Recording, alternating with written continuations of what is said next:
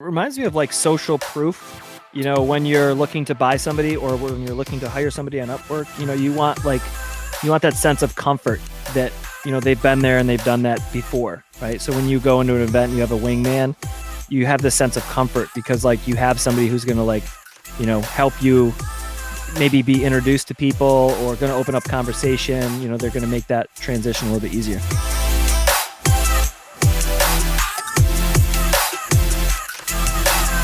Hi, I'm John Timmerman. Hi, I'm Rob Schauger. And I really can't stay. Johnny, it's cold outside. I gotta go away. Johnny, it's cold outside.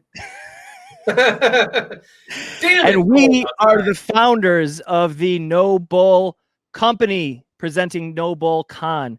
And we normally come to you straight out of Syracuse Studios, Syracuse's newest co-working space, combining creativity, community, and comfort. But today is a snow day because we got 2 feet of snow out there and terrible wintry roads. So we are coming to you from our homes.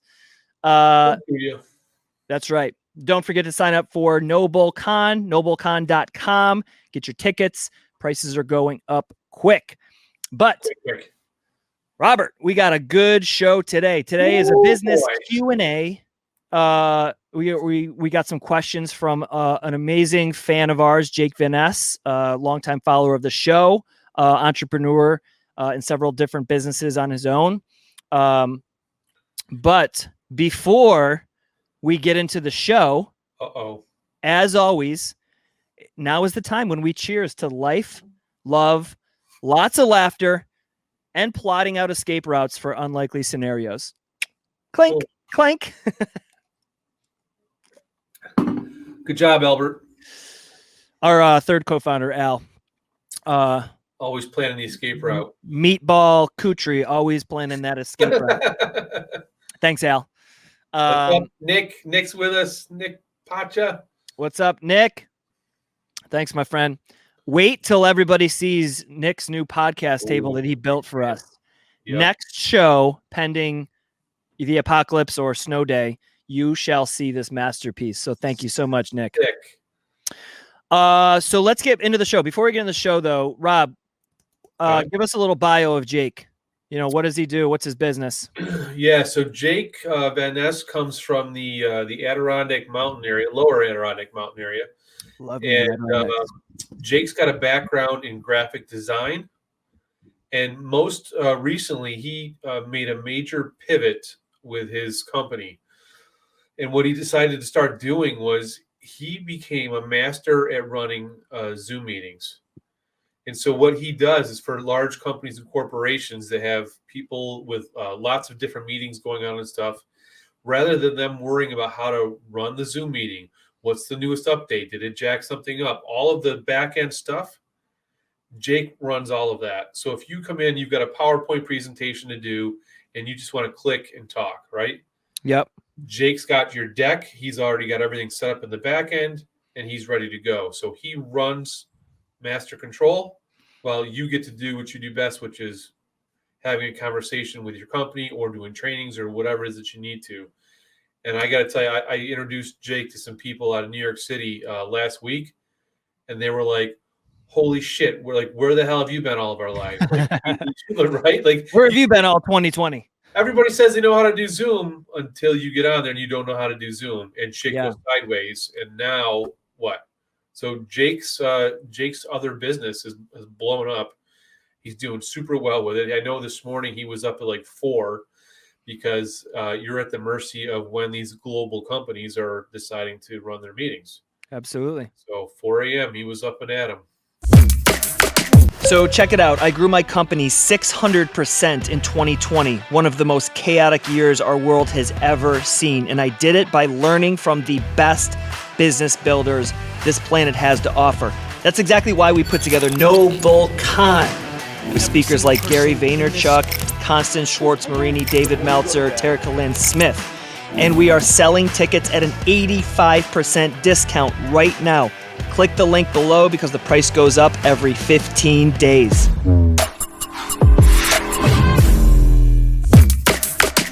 Awesome. Crush it, Jake. Hopefully we can help you a little bit on the scaling your business side.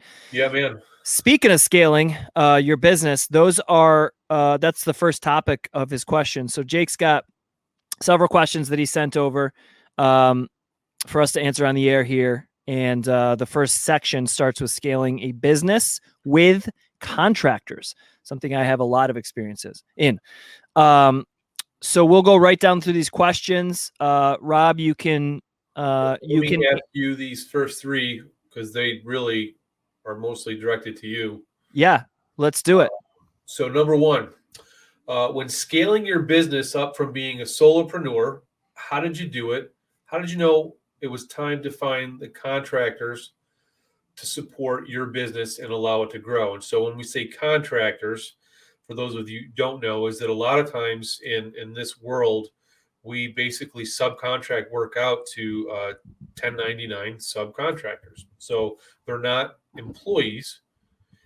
And in John, in your case, they're really like family, but you've brought them in as subcontractors. So that's when Jake says contractors, that's what he's referring to.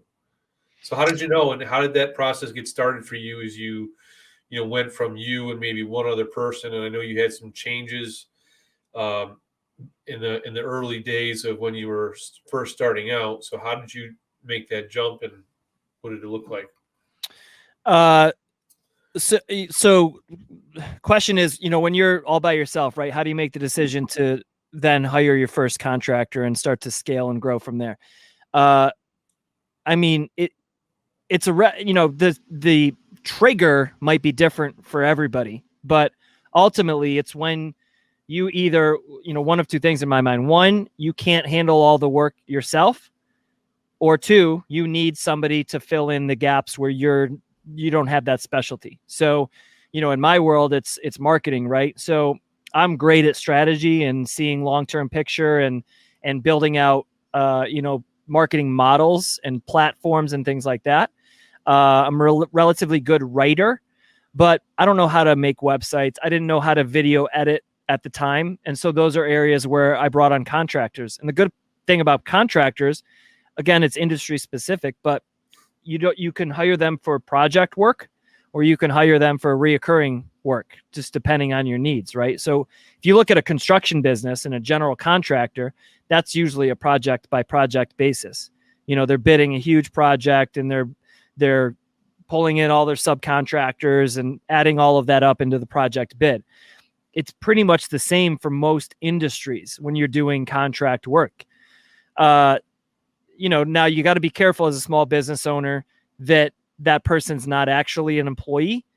And, you talk to your accountant or CPA to really figure that out. But when you're really small business, you don't have to worry about that much. If you're bringing somebody in to do some things that you don't do, chances are you're not big enough to have all of the things that make them look like an employee. So anyways, short answer is one of two things. Either A, you don't have the skills to do it yourself and you need them in to be able to support your growth, or B, you're doing too much to be able to spend time on the business, not in the business. That's the tagline that a lot of people use, is when you get to the point where you want to grow beyond just what you can handle, then you need to start working on your business strategy, long-term vision, looking at the finances, allocation, all that kind of stuff. And that's when you need to start bringing people in. Let me throw a little 2.0 question at you with that. So let's say, you're at that point where things are moving along fairly level, and you're burning the candle at both ends, right?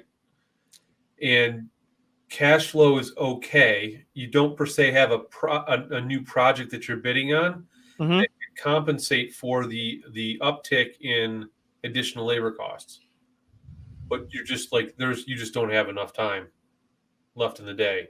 How do you then make that decision? Like, okay, I can't really afford it, but I need to because I don't have the time. I think a lot of people get stuck in that, regardless of the business that you're in, is making that leap to decide I've got to do something. Like I'm burnt out. How do you decide to make that jump? What would you do in that to case? A contractor, you're saying? Yeah, or an employee. I mean, either way, it's the same thing. It's like, oh, I need to bring somebody else in to help, but I don't have new contract work where you can like, okay, I'm going to bid this job, and so in this job, I'm going to figure we need 1.5 people. Like, Well, then you have to make the investment. You have to take less money. I mean, that money has to come from somewhere, right? right. Obviously, you could get into some really complicated things that are like, do you want to give this person a share of the company? That's not out of this world. And quite frankly, how I took on my first business partner was like, we weren't making enough money to pay ourselves. Really, we had to pay for our equipment, video equipment, things like that. And we just started taking on jobs sort of for cash, so to speak. And we were just like, you know what, let's split this thing and we'll go in and grow it together. When we start making money, we can distribute it that way. Another time when I brought on a partner, he was an employee and wanted to be a part of the company, a partner. And so for a year, he earned sweat equity in addition to a reduced salary. So, I mean, you just got to get creative with it and think about what's right for you. If you got 4 kids and you're working 80 hours a week and it's just enough to pay for that, those 4 kids and supporting them and your family right now, and you can't take any less money, then you're going to have to get creative with it. But, right. If you're able to reduce some expenses, and really depends on how bad you want to grow your company. Do you want to get a lower cost car? Do you want to downgrade your house? I mean, again, you got to get creative. Yep. Good stuff. All right. Number 2 from Jake. Where did you find your team, and what were some of the things that you had to deal with when it came to managing that team as you scaled? So first place I found freelancers or contractors was a website called Upwork.com. I mentioned it on the site or on this podcast before, but Upwork.com is a great place to find technical support, technical workers. So anything that can be done over the internet. It's actually even more than technical. You can find lawyers on there. You can find anything any position that doesn't physically need to be somewhere. You can find on Upwork.com. As far as physical bodies, I don't really have a good source for that other than LinkedIn. LinkedIn is actually a pretty good place to just go try to find people, that could fill a need. What were some of the things that I had to deal with? If you're sourcing global talent, there's communication barriers that could pop up if they don't speak great English and you need them to speak English. Other barriers are time zones. So, we have a global team. We have a significant team in Brazil. We have a significant, lesser, but still there, a team in India. And we have our team in America. So, time zones issues is something you have to work out. And we've spent 5 years doing it. We have systems and protocols in place now. We have software that manages it all, and it's a lot smoother. We also have great people on our team that are good at communication and good at all of that. But the major challenges are those if you have a global team. But I would say in general, the major thing that you're going to deal with when hiring any contractors is that they're independent. So you as a business owner are very particular about your business and very particular about what you want, what you need. You're serving your clients or you're trying to maintain product quality.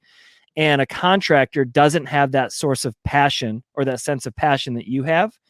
And they also are an independent contractor. So they're used to working on their own time, sometimes at their own pace, with their own sense of urgency. And so regardless of where you're getting a contractor globally, though, that's one thing that you're going to have to deal with for sure.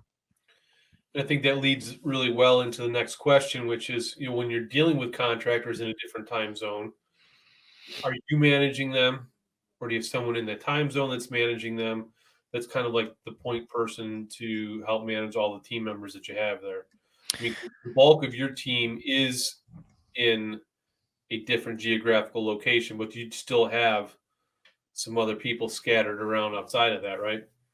Yeah. So at first it was me managing everybody, so for a long time, I would stay up until 2 a.m. in the morning because that was a good working time for some of my global team members. So that was at the beginning and scaling up. Now we've grown to a point where there's well, first of all, the majority of my team is in generally the same time zone. It's a 2-hour difference. But then we do have a team in India, which is literally on the other side of the planet, and different time zones. And so we don't have anybody managing that team specifically, like who's just in charge of India and like on the same time zone, but we have overlapping hours. They have adjusted hours to make sure that there's a good chunk that's overlapping. And there have been people in the past that didn't like that, and that's fine. That's not a good fit, right? They didn't want to adjust their hours to working, 4 p.m. to 2 a.m. their time. And it's just like, there's not a good fit. Sometimes there's not a good fit for somebody working third shift, in a factory or something like that. So you just got to find the right people and then be extra strict on the protocols to make sure everybody follows suit. Good questions, Jake. All right. We're going to flip this one over to Rob now. I'm going to ask these questions because, Rob, this is more your world. So next question is, actually, before we get into the next questions, those of you watching this video right now after this live, we do a behind the scenes. So if you'd ever want to ask us questions, pop over and follow us, hit that subscribe button on YouTube to catch us live. So Andrew Reynolds says, "Bruh, just got off Upwork posting a job." Andrew, good luck, man. Good luck. Suggestion for Upwork is to try to do some work for really low money, like dirt cheap, to get some good reviews. That's the key to Upwork. Without it, it's going to be super tough for you to break through. So put as much work on there as you can, like your case studies or your resume, so to speak, whatever you've accomplished, put that on there so that people trust that you're the right hire, and then do some super low cost work. He's posting a job, I think, John. Posting a job looking for somebody, I think, is the way I read that. Oh, all right. Well, there's some tip if you're trying to get work on Upwork. Yeah, no, hiring somebody from Upwork. Okay, flip that around. Look for those things. Don't hire somebody with no reviews. And make sure that you look for somebody who's got a 90% rating or higher, because there are definitely people on there that just need any type of work, and they will say, "I'm good at anything you want me to do." Do not hire those people. It will not end out well. So anyways, sorry. Let's get into the questions, Rob. So first question for Rob. As a self-proclaimed introvert, networking can sometimes feel overwhelming. Do you have any tips and tricks to help me with networking as an introvert? Yes. Okay. Find a wingman. Okay. So don't go it alone, because number one, you're probably already got this knot in your stomach. Like, I can't believe I got to go do this thing. I don't enjoy it. I don't have fun with it, but it's a necessary evil. I know I have to go. So don't go it alone. Go with somebody who knows the crowd, knows the group, and can make introductions for you. That way you're not having to go figure that all out by yourself. Sweet. Easiest way to entry level to get into that.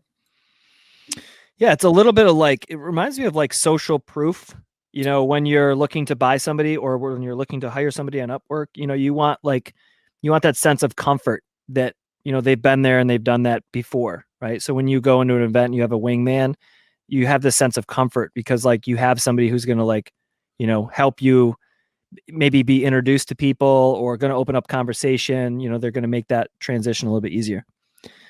Next question. While building the NoBull conference, how did you get in contact to network with some of the biggest marketing and social media people in the industry? And how did you approach them about being a part of the conference? So that really kind of falls back into John's lap, because he started that. And that was really just reaching out to them cold on social media. DM until your fingers are numb and you just can't do any more. And then you do it some more anyway. And then once you get an anchor, so obviously for us, Gary Vee became it's like building out a mall, right? You find your anchor tenants, and then from there, everybody else will fall in place. Or great analogy. You build out some of your key stores. Like what's a key restaurant? Like, okay, if you know darn well that if Olive Garden, if the OG comes to town, the OG, more than likely there's going to be a bunch of other restaurants around it, right? So that was Gary. Yeah. Hey, we've got Gary. Would love to have you come along as well. And we told them, at least this was some of the conversations that I had, was like, look, we agreed, the two of us, and this gets into a question probably later on, but we agreed that we wanted to do two things. We wanted to laugh our ass off and have fun every day. And we wanted to make this about giving back to the business community. When you share that type of enthusiasm with somebody else, and you're putting somebody else in front of you as far as, us making money and all that stuff, like they truly admired that. And they too wanted to give back. And having Gary was just, freaking the icing on the cake. That was what allowed us to kickstart and do that. And then it took on a thing, became a life of its own. And then we just continued to work and talk with others. And they jumped in because they wanted to be part of something awesome. Yeah. I'll just chime in to boil that down to two anchors that need to be present for this to work. Is you mentioned cold messaging and consistency and unwavering dedication. So that's one. Like, put in the work. Like, I can't stress it enough. We've been talking about Clubhouse and the new Clubhouse app and how that's working. If you don't have leverage, you have to work. That's it. Right. If you don't have leverage, if you don't have a following, if you're not an influencer, if you don't have a network, then you have to, instead of having that leverage value, you have to have the work value. And that just comes with, hours and hours of figuring it out. And so with Clubhouse, because it's private, Rob and I were talking about, how do you break in? How do you get a following on Clubhouse? And how do you get a community? Well, you have to go off onto Instagram and start DMing people and saying, hey, can you jump in my room? Hey, I'd love to answer some questions in your next room about marketing. Like, you just have to do that over and over and over again. If you don't already have, influencer or celebrity status, it's the same thing with this. It's exactly how we got Gary. Then we had the leverage, right? And so then it became easier because we had that anchor. So everybody work. That's the key here. Next question. What do you think? What do you guys think is the number one area that business people drop the ball when it comes to networking, and how can they fix it? Follow up. So good one. Go into this event, you grab a bunch of business cards, and then you don't do shit with them when you get done. Yep. You get too busy. Like, you need to block time in your calendar after you've gone to an event to do follow-ups. So whether that's a text, an email, whatever it is, set a follow-up to engage the individual, and then set a time to go and meet with them. So today it's a little different. It's Zoom, but it's really also kind of the same. Like, if you're jumping on 40 Zooms this week, how are you going to keep track of who you talk to? Which, funny that he's asking this. I just had a great meeting with a lady today who's created a software program to do exactly this. I'm super excited to start testing it out next week. But it allows me to have a Zoom meeting with somebody, and while I'm doing that, I've got dual screens up in the home office where I can be keeping track of notes and watching everything that's going on. And then when I'm done, it automatically sends that person an email. Nice. Thanks for your time today. And in there, I can then set a task. The task says, hey, reach back out to John Timmerman in 3 weeks just to follow up to see how he's doing and how things are going. Like, create a system, block your time, set the schedule, follow up. I think that's the biggest thing. Otherwise, what the hell did you go there for? And don't drink too much. because you're going to forget all the shit that you said, or you're going to say some dumb shit while you're there. And what's the worst way to make a bad first impression? Don't show up and get shit faced and be an idiot and act like a buffoon. Well, Rob, don't have an open bar then, dude. Awesome. Great answer. Okay, one last question from Jake. By the way, if you're watching this behind the scenes, pop any questions you might have, and we'll sneak them in before the end of the show. Last question. We can both answer this one. Business with friends. You guys have great chemistry, and it seems obvious there's a friendship there, not just a business relationship. How do you protect both sides, the friendship and the business? Great question. You want to go, or you want me to go first? We said from the get-go, if there's a problem, if there's anything doesn't feel right, your gut's off, bring it up. Let's put it on the table. Let's have the hard conversations. Yeah. If you feel uncomfortable, out. Like we had this conversation, probably about a month ago when we decided, like, okay, shit, one more time, we've got to change this thing up. What's it going to look like? We're going to go all virtual with the exception of the VIP meeting. Okay, here's the roles that we've been playing. Does everybody want to continue in these roles, or do we need to shift? Al decided he was best suited to go behind the scenes and keep things flowing as far as the venue goes and working with the speakers and all of that stuff. Like, that's just what he decided. And we were like, great, makes total sense. Yep. So then you shift and divide some of the things, and you do what you got to do to divide and conquer. But we just all agreed that was the biggest thing. We agreed that we'd have the hard conversations because we'd all been in bad business relationships before. So we knew what to look for and what we were going to steer away from. Yeah, I would say that complete and utter honesty is number one. That goes for if you're not happy and if you are happy. So stemming off of that is really, really, really good communication, right? So complete honesty and really good communication. That's for every relationship ever. Right. And this is no different. A business relationship and personal relationship. Answering this question or asking this question it's funny because to me, like, the two go hand in hand. You really should try not to get into a business relationship with somebody who you don't trust, that you don't, have a connection with. And I don't think they don't have to be your best friend. I'm not saying that, right? But you have to have like mutual respect for them.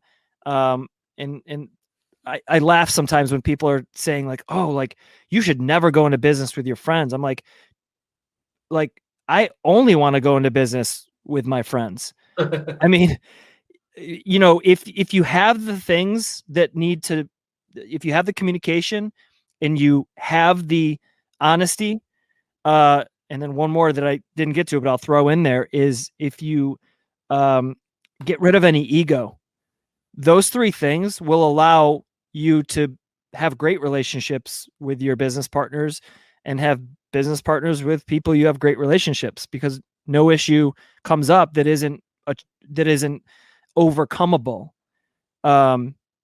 if you have those three things. Right.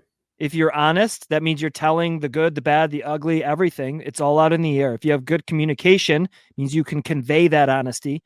And if you reduce your ego, it means you can take criticism and realize that they might actually be right.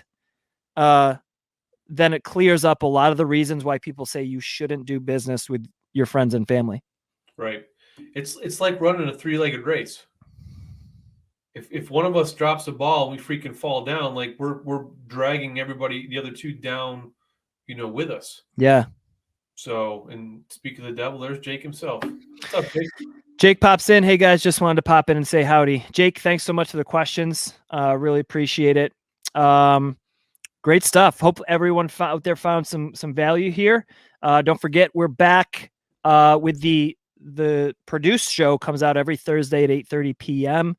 We record these at 4:30 p.m. Most Tuesdays. So subscribe to our YouTube channel, subscribe to our Facebook or follow us on Facebook, and you'll get notified when we go live. You can see a little behind the scenes. You can see how many takes it took us to hit the intro today. But until next time, thanks everyone. Cheers to life and business. May we all prosper in both.